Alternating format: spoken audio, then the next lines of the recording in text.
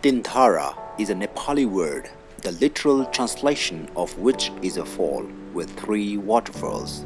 Situated at Roshi Rural Municipality and already a major attraction, 7 of us started our journey to the fall after a nice breakfast at Jagati Bhaktapur on 3 two-wheelers at 6:30 a.m. on October the 31st, 2020.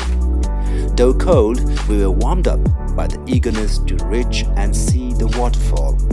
Via Banepa, the business hub, we wheeled towards Thulikhel, the popular tourist destination. With merely 40 minutes of drive from Bhaktapur, we reached Kavrevanjang, a junction of highway to Bakundabeshi and a road to Namabuddha. In a corner of the junction, there is a park. By the right side of the park, the black-topped road takes us to Namabuddha. Few minutes of wheeling into the woods, we were greeted by snow towers to our north. We could clearly see the glittering ranges of Himalayas, Annapurna, Ganeshimal, Langtang, Gaurishankar and Lhotse, to name a few. We could not hold to stop by and pose for pictures and capture the nature's grandeur. Up to Namabuddha, the road was great, blacktopped, felt as if the authority wanted us to inaugurate the road. We could, however, see the downside of the road. The blacktopping was very thin, probably not even an inch. We felt sorry for the road and we doubted if the road would last for a season or so. After about 15 minutes from Kavrevanjang, we reached Namabuddha, a Buddhist monastery. Then we took the road on our left to Dapcha. The road to Dapcha was about to be blacktopped, so our bike started bumping on the road. In about 10 minutes from Namabuddha, we reached Dapcha, the historical and nice settlement of Newar inhabitants.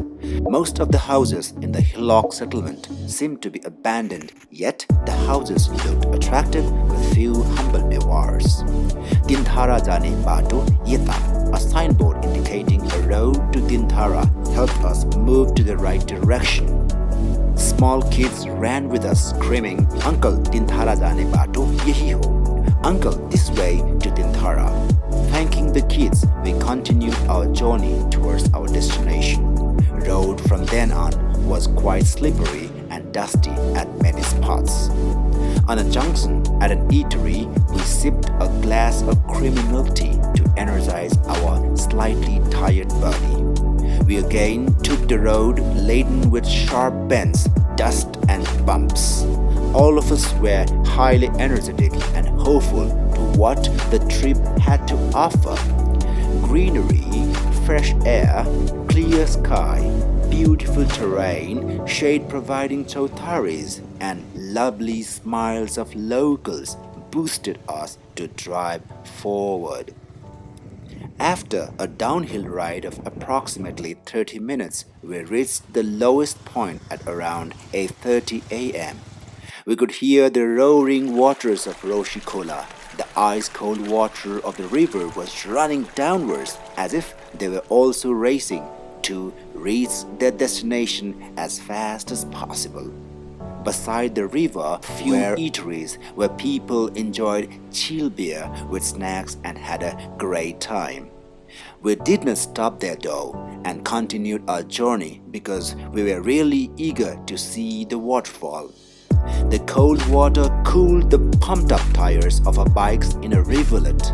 In no time, an uphill journey started to introduce us once more to more slippery, more dusty, and sharp-bending roads. After climbing for half an hour or so, we parked our bikes at 9:30 a.m. A local club managed a parking space where we saw almost 30 bikes parked before us. They charged 10 rupees for a bike. We happily paid because the club was going to use it for promoting tourism and adding more amenities to the visitors. Quenched by mineral water, mohi and cucumber sold beside the park, we began hiking. From the park to the waterfall, it took us about 25 minutes. Everybody of us were excited to see the waterfall, so we walked as fast as possible. We walked on a narrow trail by a ridge of the hill. To our right, a huge range of Hindu Kush Himalaya was smiling at us. The scenery was breathtaking. You feel like standing at the peak and watching the rains for hours. Fresh air cleansed our lungs, blue sky satisfied our mind, and jaw-dropping scenery pacified our heart and soul.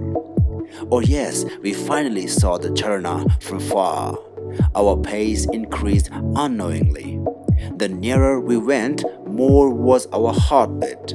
To reach base of the waterfall, we walked down for about 10 minutes, and yes, ultimately the water tower stood tall and the waterfall sprinkled icy cold water all over us to cleanse our body and soul.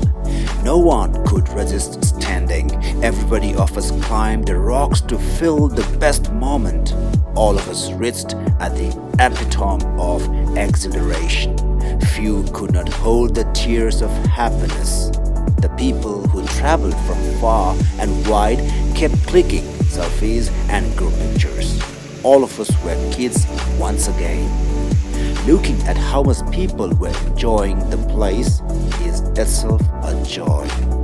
After spending an hour there, we hiked back, reached a makeshift eatery, and filled our hungry tummy with local cuisines. Paying 350 rupees for the meal with a local taste was just so satisfying. We again bought 2 liters of mohi, one for the promotion of local business and next to satisfy our belly. Sadly, we witnessed a young boy desperately in need of medical assistance. He had fallen from the waterfall. He was taken to a nearest hospital at Thulikhel. Loaded with wonderful memories, we headed back and stopped for a drink at Dapcha again, had nice conversation with the denizens of the place. By the time we reached Bhaktapur, it was only 3:30. All of us looked so contented. Yet we were sorry for the boy who got hurt, and we felt that any of us could have been hurt, or the visitors could break their jaws or bones in the slippery rocks at the waterfall. We felt that there could be few considerations to manage the waterfall, delineating safe and danger zones, surveillance by local volunteers, first aid service, good signages, addition of eateries, vehicle maintenance centers, petrol or diesel filling stations, upgrading road standard, and charging a vehicle of at least 25 rupees for 2-wheeler and 50 rupees for a 4-wheeler as a road tax, to name a few. There would be no one who would repent for at least a one-time travel to Teendhara, but one should realize the season of travel and manage the essentials. An experienced vehicle driver, well-maintained vehicle with tank full of fuel, a sound first aid kit, and so on are few necessities before planning for a trip. Visit Teendhara and earn memories for lifetime. Best wishes to all the people planning for the trip to Tantalizing Teendhara.